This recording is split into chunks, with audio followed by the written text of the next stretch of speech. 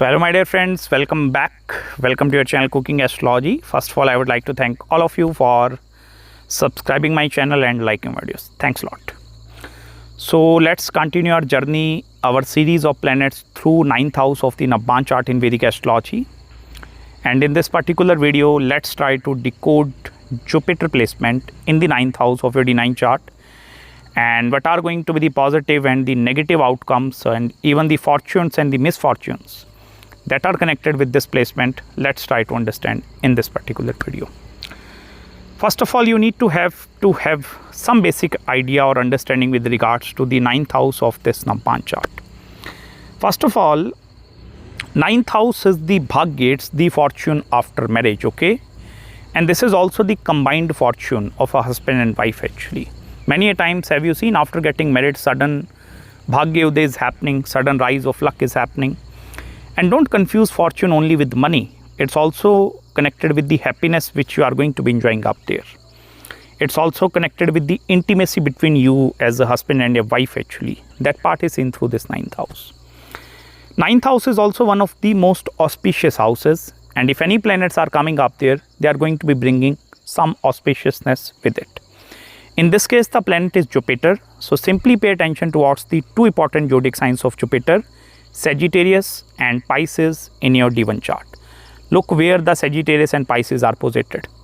It may be suppose the Pisces is in the first house and Sagittarius is in the 9th house. So it means where the bhagya is coming, it's from the 10th house of career.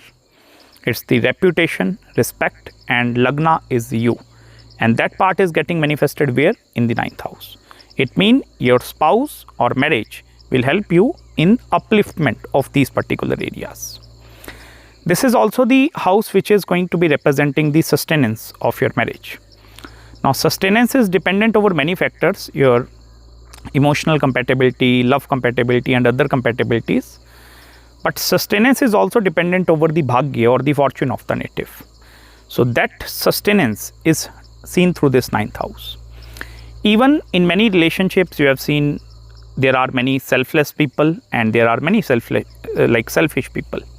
So if you want to look and check, okay, how my partner is going to be contributing in this relationship angle, whether he or she is going to be highly selfless or he or she is going to be highly calculative in nature.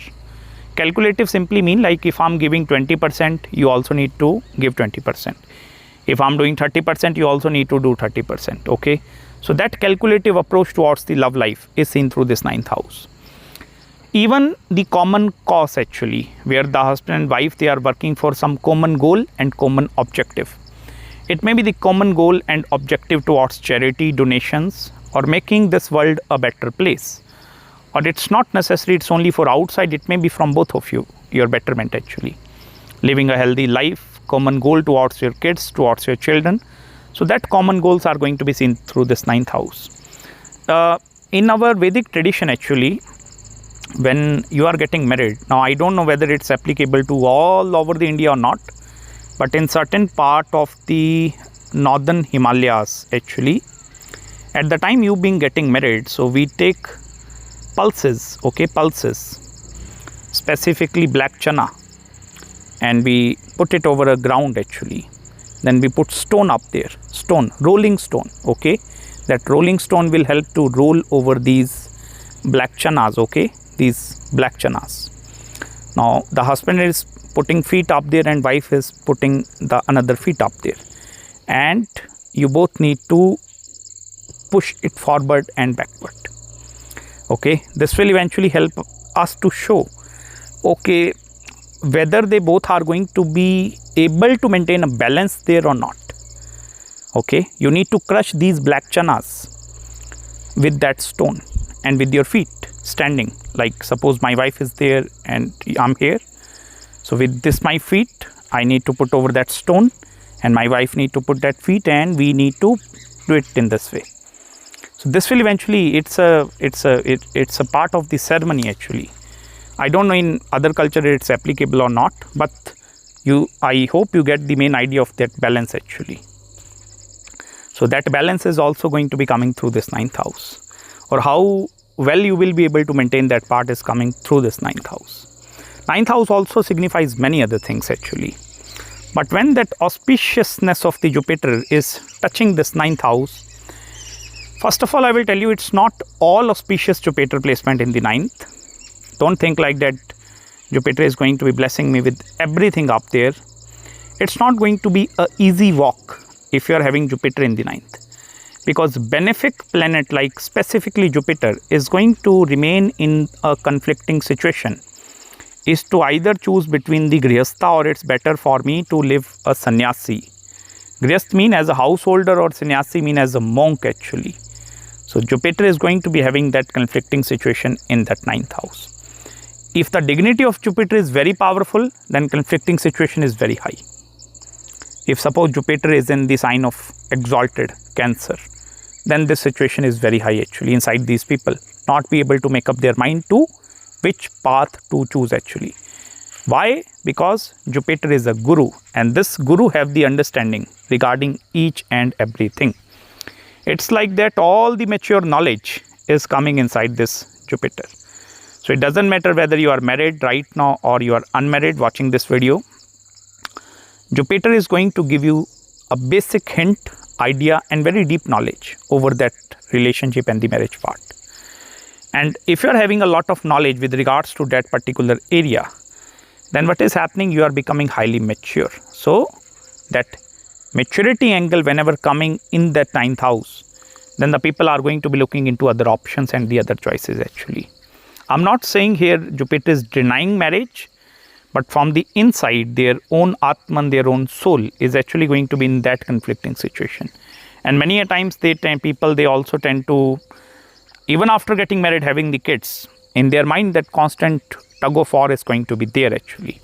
Specifically, if this Jupiter is also afflicted, then this affliction is also going to be creating many such problems.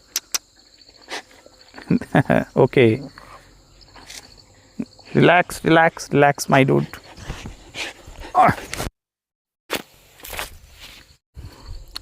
Now he is totally relaxed. If you want to see, let me show you.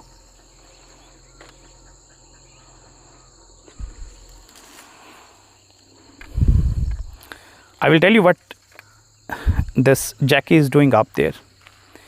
He's going way back in that jungle up there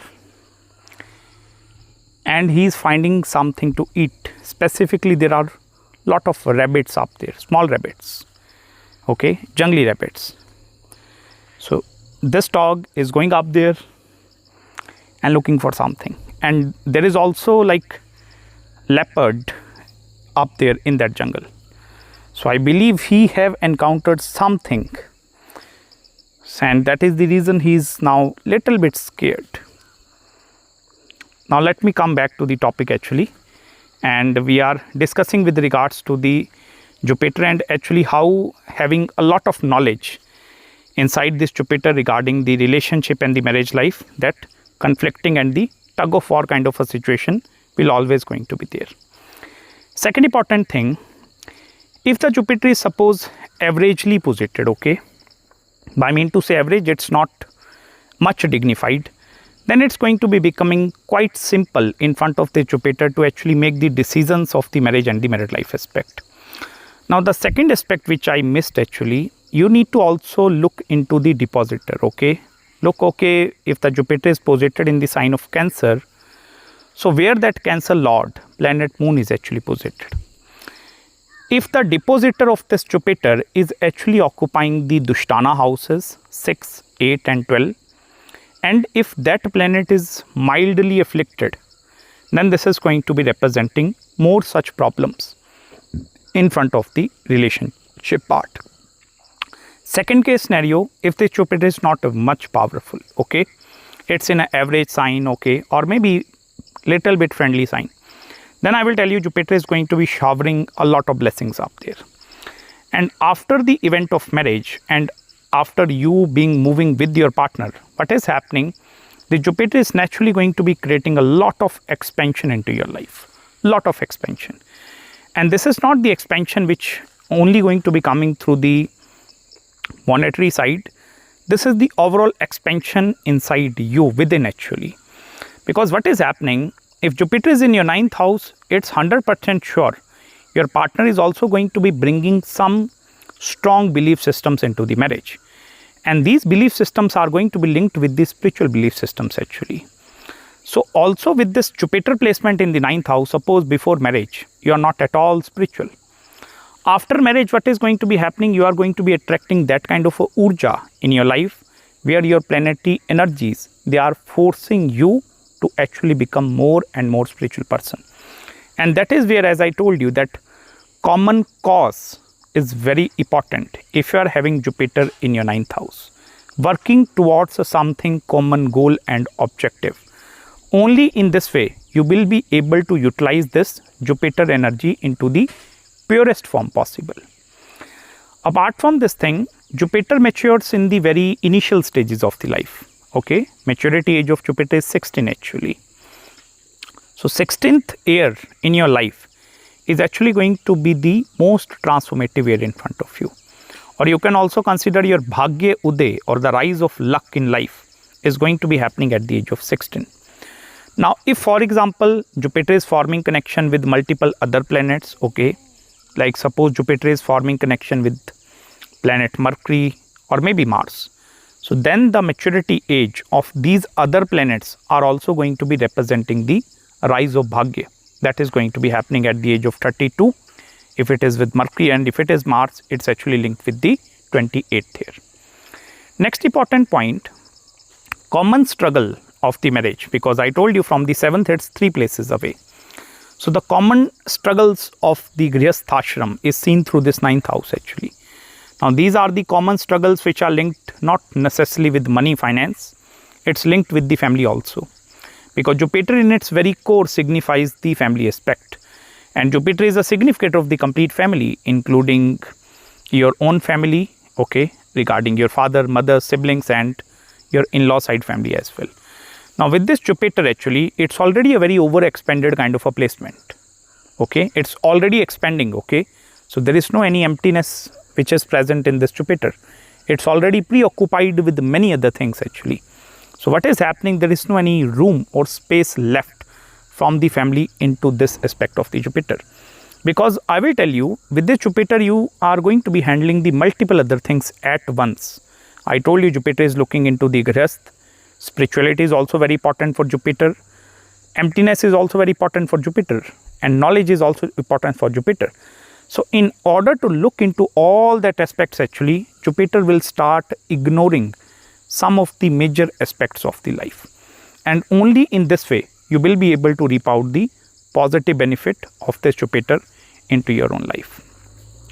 If with this Jupiter placement, suppose your initial relationship aspect is not very good and you have lost interest, I will tell you, like I'm not meant for marriage and I'm not going to get married. And if you have maybe million circumstances are going to be there and somehow you lose interest, okay, like I'm not actually meant for marriage, okay, and I'm not going to entertain this area in my life. Still, I will tell you, you will not be able to reap out the sense of fulfillment. Because I told you one very important thing is the Bhagya. Now, it's not necessary whether your relationship is going to be average or it's below average, but your Bhagya is going to be dependent over this 9th house.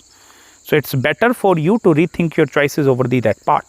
And don't try to become that sort of a judgmental person and with very strong and the core belief systems, which I have explained in the previous video also. Because more and the more rigid belief systems which are going to be coming with the planets in the 9th house, the more it becomes difficult in the sustenance part of the marriage. Whereas the more flexibility and more adaptability are going to be there, the more this is going to be beneficial for you. So this is the analysis regarding Jupiter placement in the 9th house. If you are having any queries, any consultations, you can just drop me an email. And I hope you have gained some deep insights in this video with me. And regarding any marriage, career, spiritual, business consultation, do let me know. I will try my best to get back to you as soon as possible. Make sure to subscribe my channel below. Yes. Hit the like button if you really enjoyed this video. You can send me super thanks also if you find small contribution from my side in this video. And I'm going to meet you very, very soon in the next video. Till then, bye-bye and Hare Krishna. Say bye to Jackie. Bye-bye.